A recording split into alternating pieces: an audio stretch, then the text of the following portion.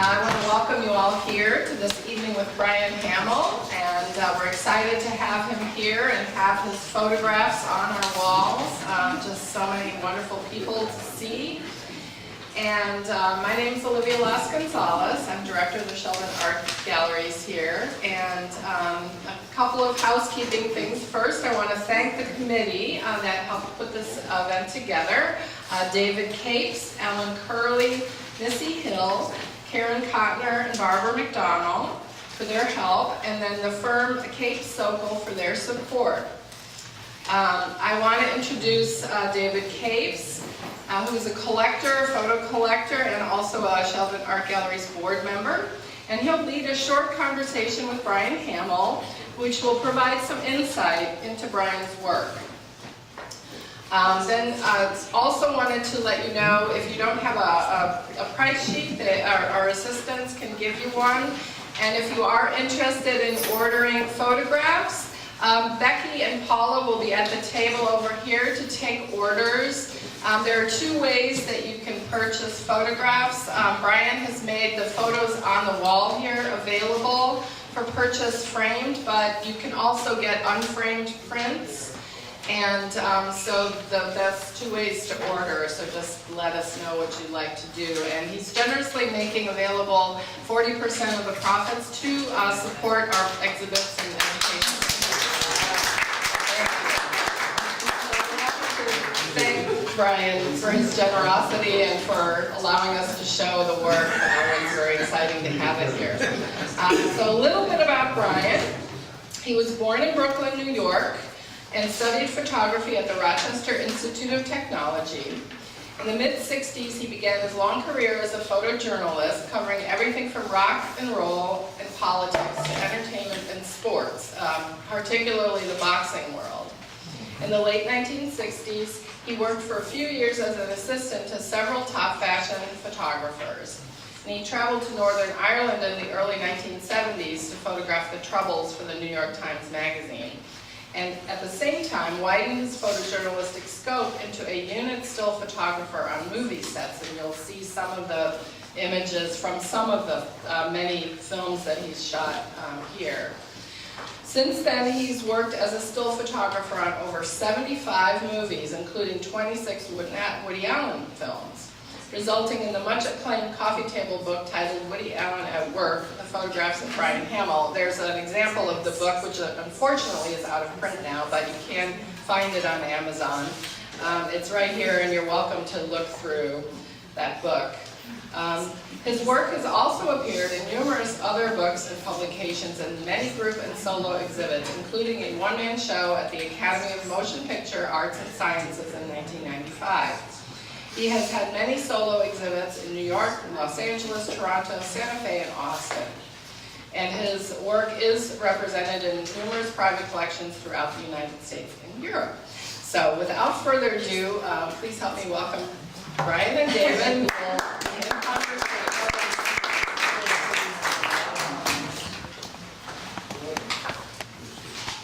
Well, thanks, first of all, to everybody for coming. Olivia basically stole my thunder in introduction. And I've got a lot of friends here who hear me talk all the time, so I'm going to try and shift this over this way as quick as I can. But I would say Brian Hamill's like one of the best guys I've ever met. I bought some pictures from him and we connected in New York. I found Minerva's, I learned the restaurants of the city. This is an encyclopedia of New York, the ultimate New Yorker, born in Brooklyn, as you heard, raised in Park Slope, a fighter, a street guy, a fun guy, totally fun guy, and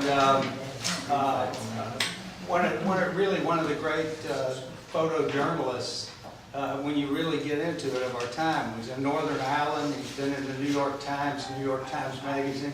You've seen his pictures probably for years, and it's one of these things. I was watching a little short vignette for me. I was watching a Woody Allen movie, and there was a scene in it, and I wanted to see how they got the scene. I waited for the credits, and actually that's how we first met each other because I found him, I found his website, I called him about ordering a couple of prints, and that turned into many more. And we met in New York, and we've had a relationship since, and I'm up there a lot, so we see him all the time. Judy and I had lunch with him the last time we were here. Anyway, that's a little of the background. But he basically is shot, as Olivia said, 77 movies, but the work in Northern Ireland, these portraits you see, are really fantastic pieces of photography.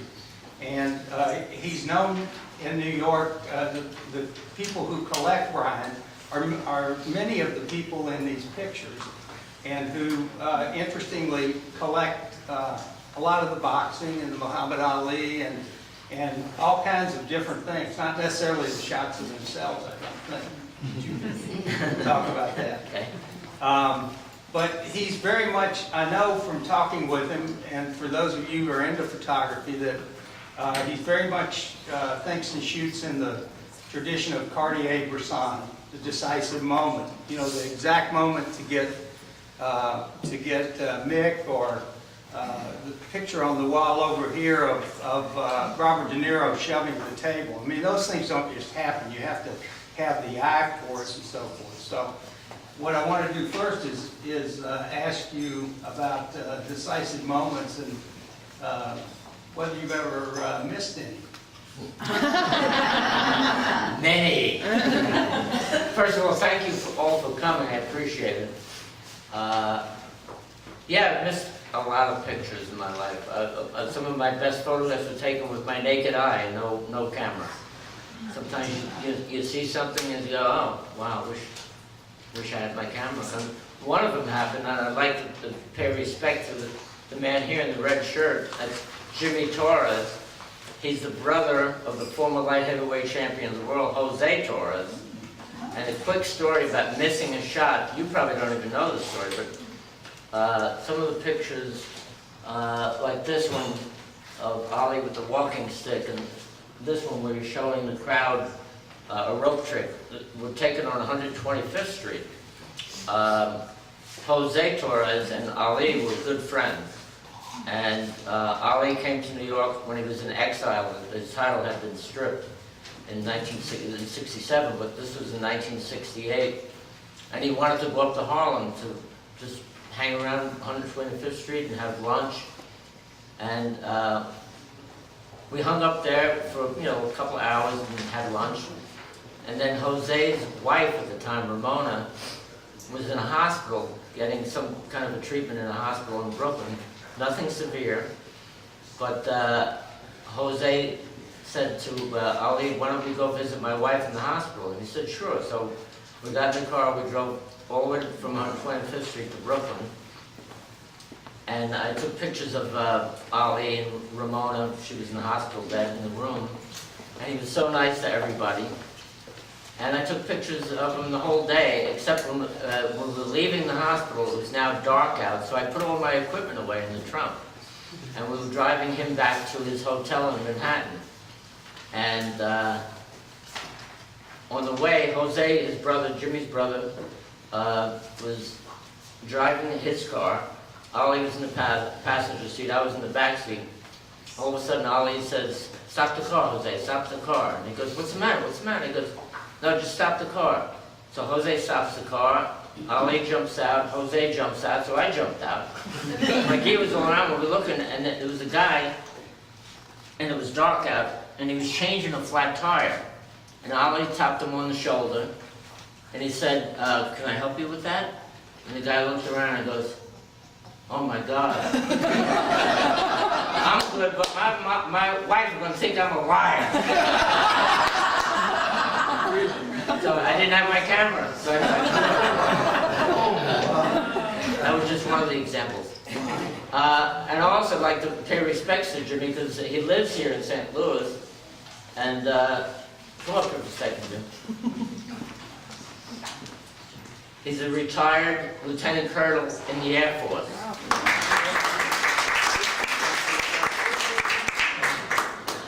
I love his brother, may he rest in peace. His brother was, like I said, the light heavyweight champion of the world. And the the first pictures I ever got published, I was in my first year at RIT, and Jose won the title. He beat Willie Pastrano, and I photographed the fight, and they ended up in the Saturday Evening Post. So, thanks to your brother too, I miss him. Thank you, I know you miss it. Thank you.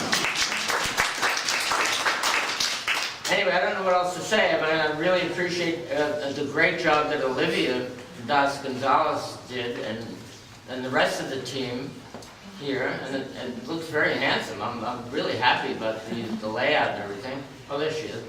Do you want to talk a little bit more about the photographer's role in the movie set and set photography? How free is do they give you? Well, I tried to cover, since I was a photojournalist, I tried to cover my work on movies like a journalist.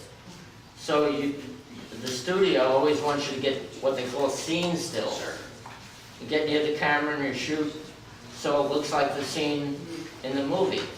You know, you try to capture the dramatic point of each scene, like, you know, De Niro knocking over the table or kissing Kathy Moriarty.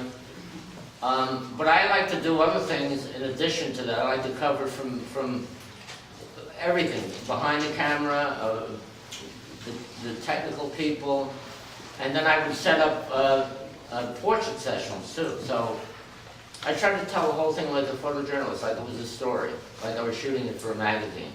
So you have some creative freedom within Yeah, their boundaries. Too. Totally, yeah. Yeah. Anybody else have any questions? Brian?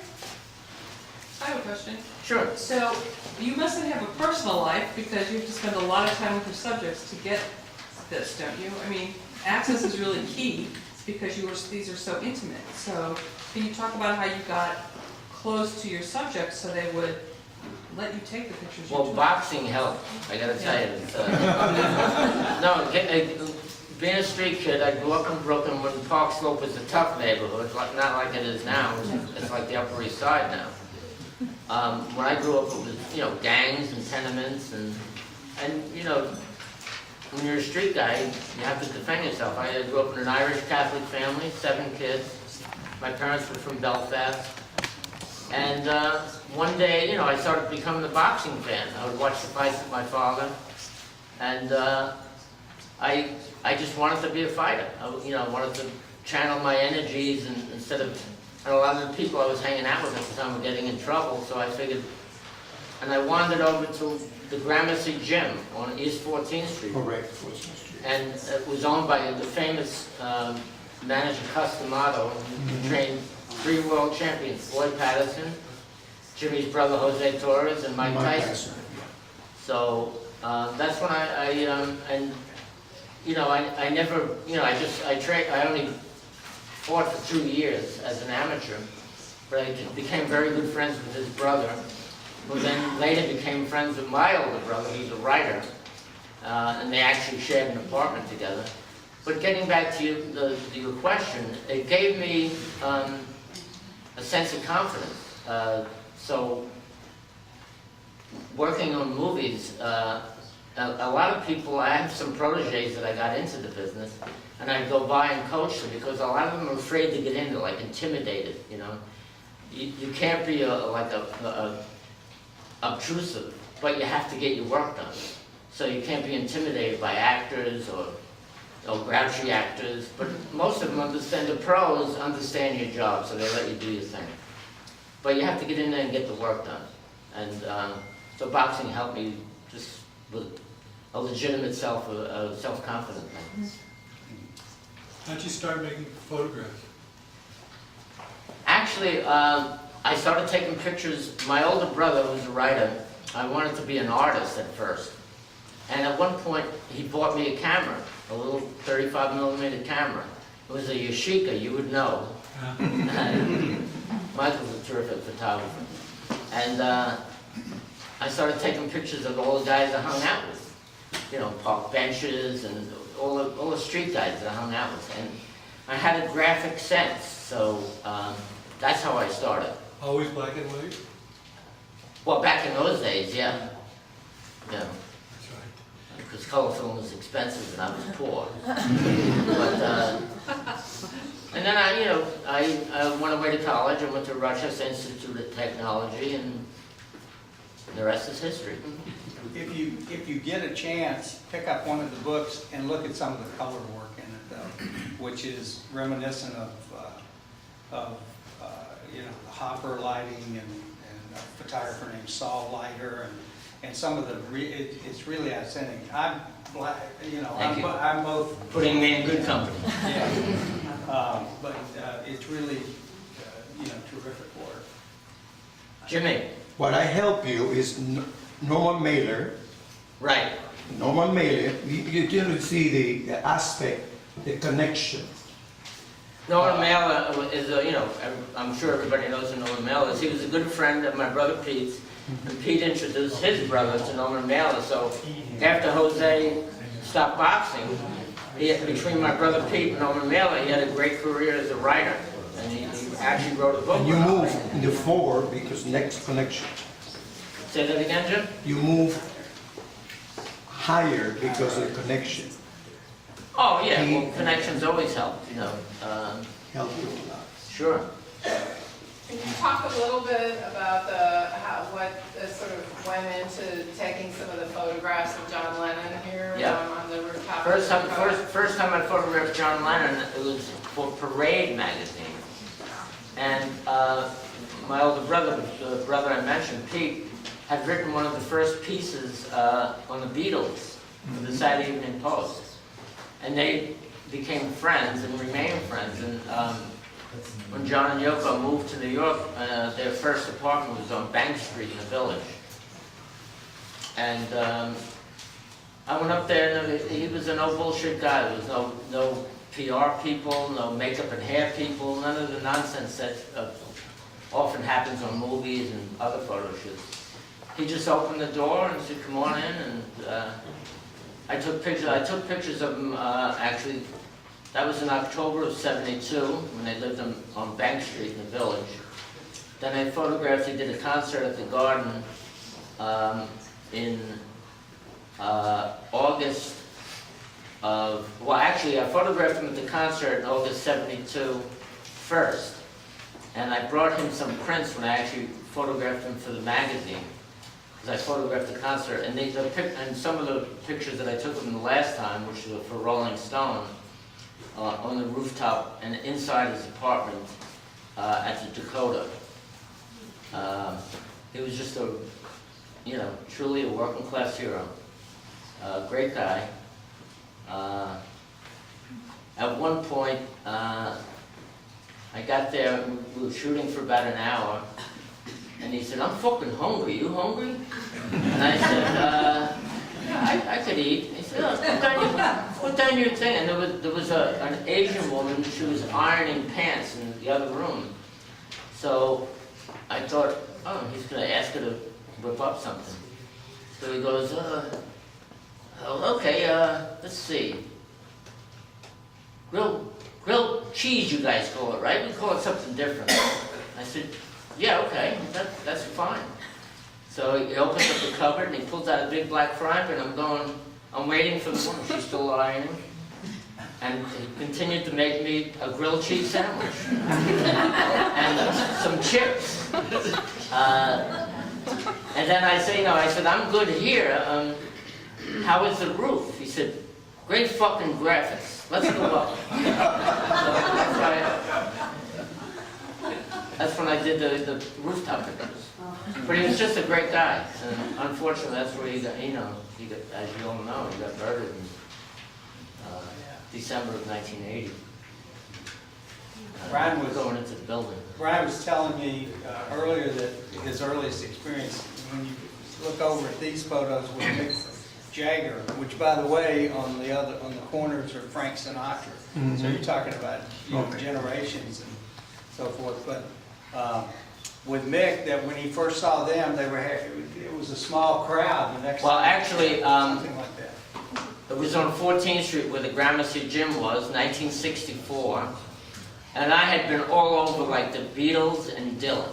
Those are my, And a guy I worked with at the New York Post, I worked as a copy boy at the New York Post.